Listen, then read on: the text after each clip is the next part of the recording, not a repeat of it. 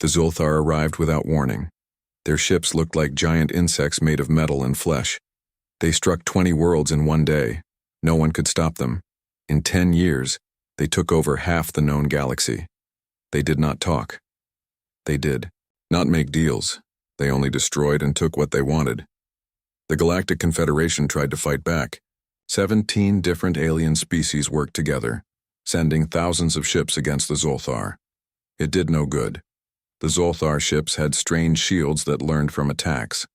After being hit once, they would not be hurt by the same weapon again.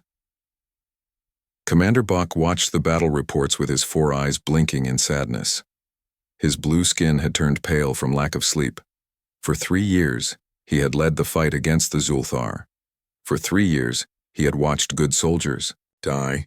"We lost another system," said his second-in-command, Officer Kang. The small green alien pointed to the star map. "The Proxima cluster is gone.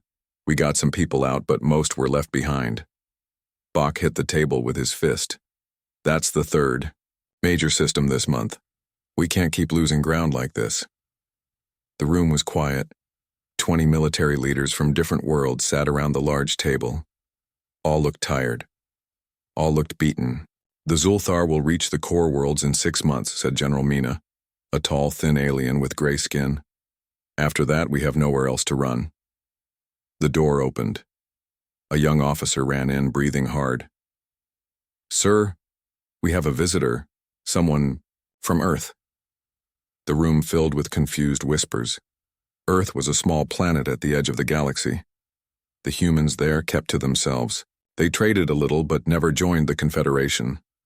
"Why would Earth send someone now?" asked Officer Kang. "Show them in," said Bach. He was curious. A human woman walked into the room. She wore a simple black uniform with no marks or medals. Her face was calm. "I am Ambassador Hana," she said. "Earth sends its greetings to the Confederation." Bach nodded. "Welcome, Ambassador, but I must ask, why come now? We are in the middle of a war we are losing." "That is why I am here," said Hana. "The Zulthar have attacked 3 of our outer colonies. They killed everyone. Earth has decided to stop them." Some of the aliens laughed. General Mina spoke up. "With respect, Ambassador, the combined forces of 17 spacefaring civilizations cannot stop the Zulthar. Earth has, 50 ships? None built for war?" Hana did not seem upset by the laughter. "We will send 1 ship." The room went silent, then erupted in more laughter and angry voices. Bach raised his hand for quiet. "1 ship? Ambassador, the Zulthar have over 10,000 warships. Each can destroy a planet. What can 1 ship do?" "Enough," said Hana. She took out a small device and placed it on the table. A hologram appeared, showing a large black ship. It was long and smooth with no visible weapons or engines. "This is the EDF Nemesis. It will depart Earth in 3 days." The alien studied the image. The ship was big, about 15 kilometers long, but not as big as the largest Zulthar dreadnoughts. "What weapons does it carry?" asked Officer Kang.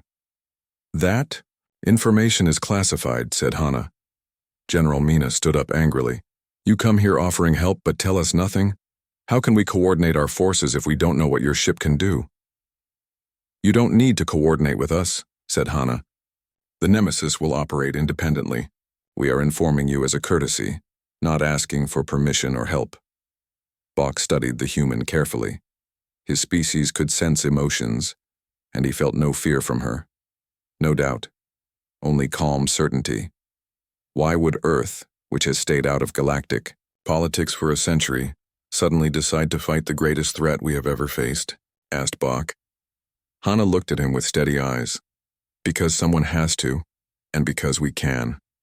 Before anyone could ask more questions, Hana's device beeped. She picked it up and nodded. The Nemesis has just launched, ahead of schedule. It will arrive at the Lyran system in 26 hours. If you wish to observe what happens, I suggest you send your fastest scout ships there. She turned to leave, then stopped at the door. Commander Bach, you have fought bravely against impossible odds. Your people should be proud. But now please rest, the war will be over soon. The door closed behind her, leaving the room in stunned silence. Should we send ships to watch? Asked Officer Kang. Commander Bach nodded slowly. Yes, I want to see what one human ship can do against the monsters that have beaten us for years. He wasn't hopeful, but something about the humans' confidence made him curious.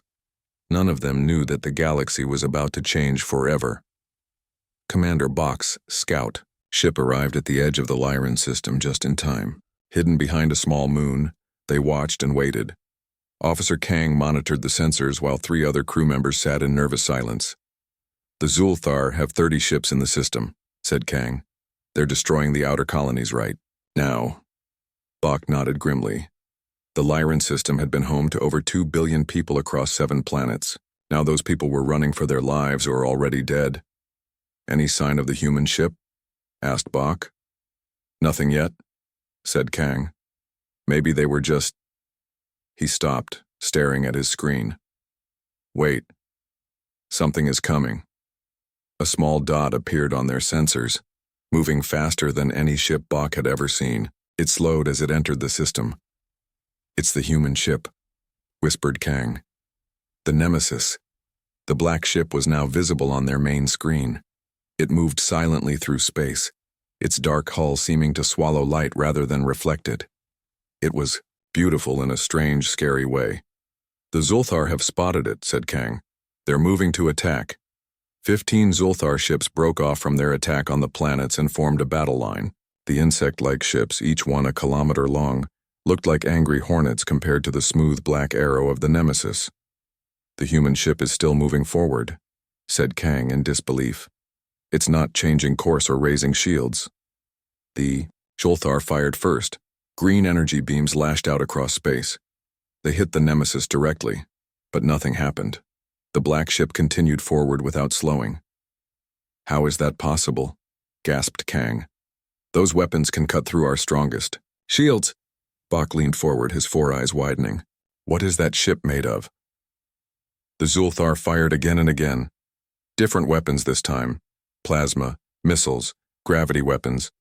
None seemed to affect the Nemesis. Then the human ship fired back, but not with beams or missiles. From its hull came thousands of tiny objects too small to see clearly on their screens. What are those? asked Bach. But this time the Zulthar were ready. Their ships formed a defensive pattern and fired together. Not energy weapons, but something new. Dark purple spheres that distorted space around them. Singularity bombs, whispered Tay. They're using their planet killers on a ship. The bomb streaked toward the Nemesis. The human ship didn't try to dodge. Instead, it accelerated directly toward them. Just before impact, the front of the Nemesis opened like a flower. From within came a pulse of white light that engulfed the bombs. They vanished. Then the Nemesis changed. Its smooth black surface rippled and shifted. Parts of the hull extended outward like fingers. Other sections opened to reveal what looked like mirrors or lenses. What is it doing? Asked Bach. The answer came a moment later. The extended parts of the Nemesis began to glow with different colors. Red, blue, green, yellow, each one targeting a different section of the Zulthar fleet. When the lights fired, they weren't beams or missiles. They were more like waves that passed through the Zulthar ships. Some ships aged before their eyes, metal turning to dust in seconds. Others seemed to fold in on themselves, disappearing into tiny points of light. Still others simply stopped, frozen between moments. In the command center of the Nemesis, Captain G stood watching the battle on her screens. Her crew worked quietly at their stations, each controlling a different weapon system. There was no shouting, no dramatic commands, just calm efficiency. Sector 4 is clear, reported Lieutenant Sun. Moving to Sector 5.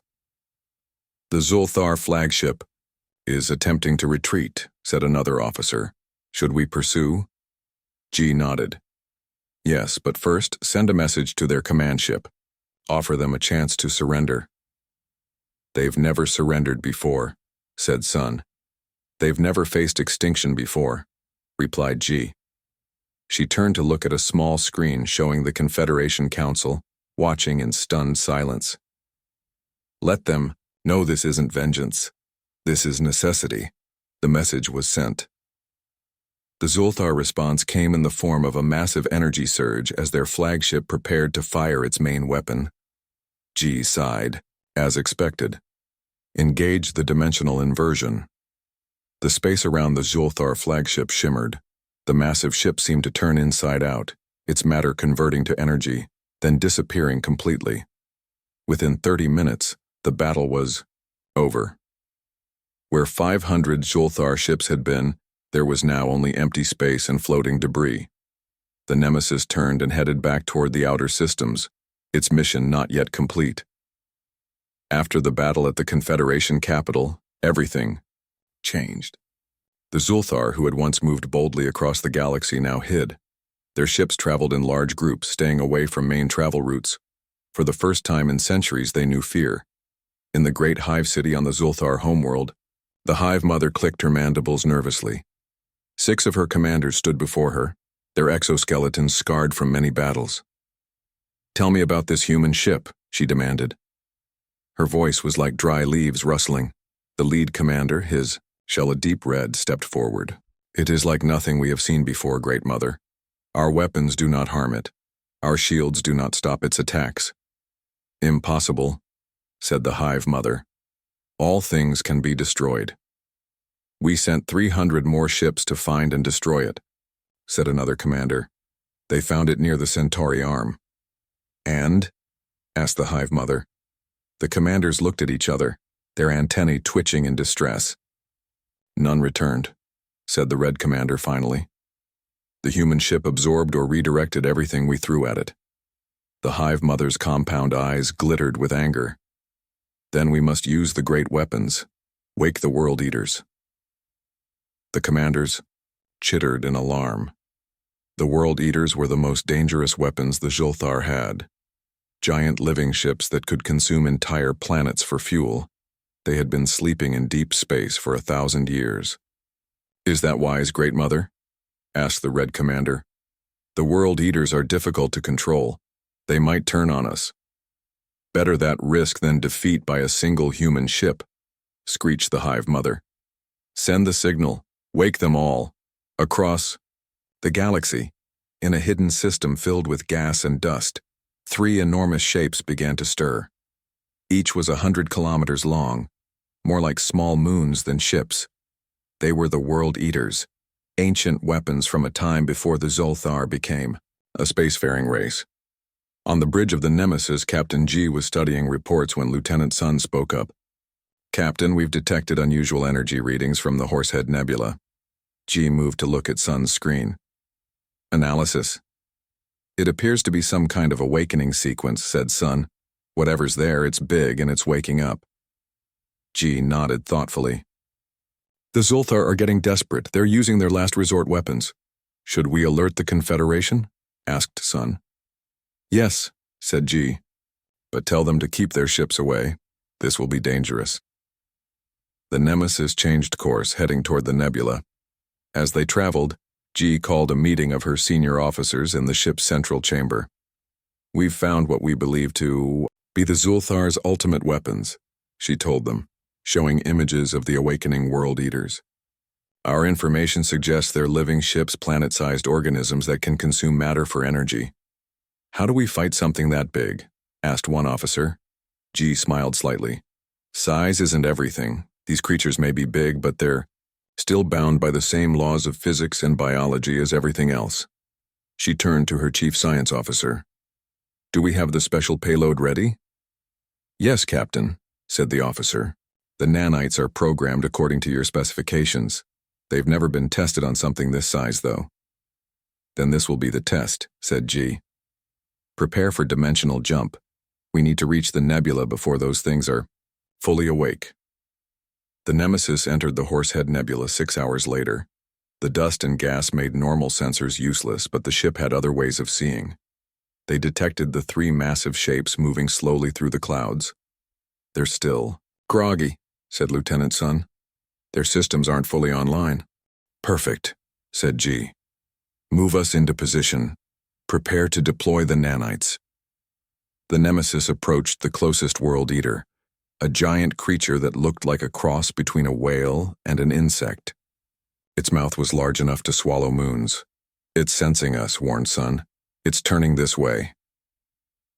"Hold position," ordered G. "Let it come to us." The creature opened its massive mouth, revealing rows of teeth the size of mountains. It rushed toward the Nemesis, ready to swallow the tiny ship whole. "Now," said G calmly. The Nemesis released a cloud of tiny robots, nanites designed to target specific biological functions. As the World Eater engulfed the ship, the nanites spread throughout its body. Inside the creature's massive stomach, the Nemesis was untouched, protected by energy fields. The nanites worked quickly, changing the creature from the inside. "The reprogramming is working," reported the science officer. "Its brain functions are changing." "And the others?" asked G. "They share a hive connection. The changes are spreading to them as well." G nodded with satisfaction. "Take us out. Let's see the results." The Nemesis emerged from the World Eaters. Mouth. The creature didn't try to stop them. Instead, it turned toward its siblings, sending new commands through their shared mind. "They're leaving the nebula," said Sun in surprise, "and they're heading straight for the Zulthar homeworld." G watched the massive creatures disappear into the darkness of space. Sometimes the best weapon against an enemy is their own creation. She opened a channel to the Confederation. "This is Captain G. The threat from the nebula has been neutralized. We're now proceeding to the Zulthar homeworld. I recommend you prepare your diplomatic teams." "Diplomatic teams?" asked Commander Bach's voice. "Why would we need diplomats?" "Because," said G, "the Zulthar are about to lose their leadership. They'll need help rebuilding." The 3 World Eaters arrived at the Zulthar homeworld before the Nemesis. The giant living ships didn't attack the planet. Instead, they took up positions around it, forming a triangle in space. Then they waited, like patient hunters. When the Zulthar sent ships to attack them, the World Eaters ignored the weapons fire. Their massive bodies absorbed everything without damage. They made no move to fight back. The Nemesis appeared 2 days later, sliding out of faster-than-light travel near the planet's moon. Captain G stood on the bridge, watching the confused movements of the Zulthar fleet. "They don't understand what's happening," said Lieutenant Sun. "They expected the World Eaters to destroy us, not blockade their own planet." G nodded. "Open a channel to their world." On the main screen appeared the face of the Zulthar hive mother. Her large insect eyes showed no emotion, but her mandibles clicked rapidly in what G knew was anger. "Human," hissed the hive mother. "What have you done to our weapons?" "I've given them new instructions," said G calmly. "They now serve a different purpose." "You think you've won?" clicked the hive mother. "We have ruled this galaxy for 1,000 years. We have conquered 100 species. One ship cannot defeat us." "You're right," said G. "One ship can't change history, but it can change the future." She pressed a button on her console. "I'm sending you terms for surrender. You have 1 hour to decide." The hive mother's mandibles clicked furiously. "We do not surrender." "Then you will be removed," said G. "Not your species, just you and your war council. The World Eaters are waiting for my signal. They won't destroy your planet, just your central hive complex. Your people will survive. Your empire will not." For the first time, fear showed in the hive mother's movements. "You would spare us? Why?" "Because humans don't believe in extinction," said G. "We believe in change." 1 hour later, the Zulthar surrendered. Not all of them. Some battle groups refused and had to be dealt with, but the main government accepted the terms. 3 months after that, representatives from all parts of the galaxy gathered on a neutral world. The Great Meeting Hall held members of the Confederation, reformed Zulthar leaders, and delegates from previously conquered worlds now free again. Ambassador Hanna walked to the center of the hall. The room quieted. "The war is over," she said, simply. "The Zulthar Dominion has been dissolved. All conquered worlds have been freed. A new council will be formed with representatives from all species, including the Zulthar. Commander Bach, now promoted to High Commander, spoke up. What about Earth? What role will humans play in this new order? We will return to our sector, said Hana. The Nemesis is already headed home. Earth does not seek territories or special powers. Confused murmurs filled the room. General Mina stepped forward. You saved the galaxy, she said. You could ask for anything.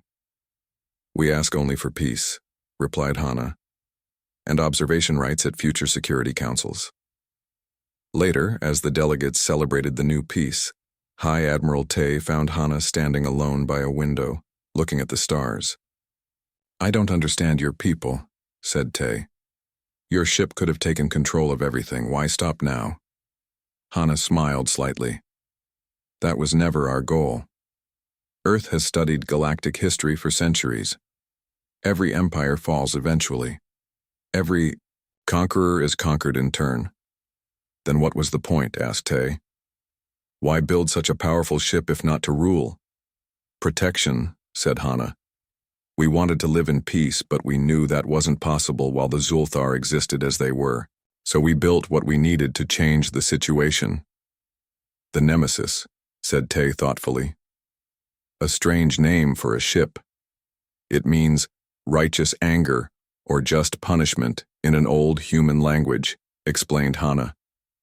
Not vengeance, which is emotional, but justice, which is necessary.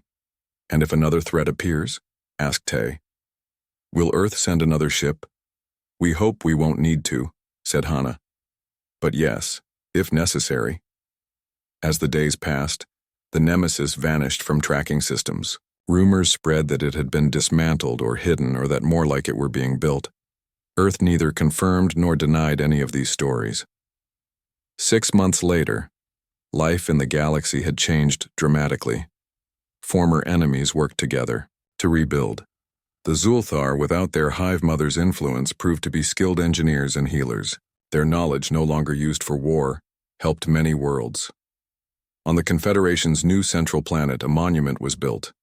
It showed a simple black ship, small against the vastness of space. Below it were words in many languages, all saying the same thing. Peace is not the absence of conflict, but the presence of justice. And in smaller letters, a warning that every species took to heart. Before you start a war, remember that someone might send just one ship to end it. In Earth's orbit, the Nemesis drifted silently in its dock, its mission complete. Inside, engineers were already planning improvements, hoping they would never be needed, but ready if they were. Captain G stood on a viewing platform, looking up at her ship. A young officer joined her. Do you think we'll need to use it again? Asked the officer. G shook her head. I hope not, but the galaxy is large and history is long. We'll be ready either way.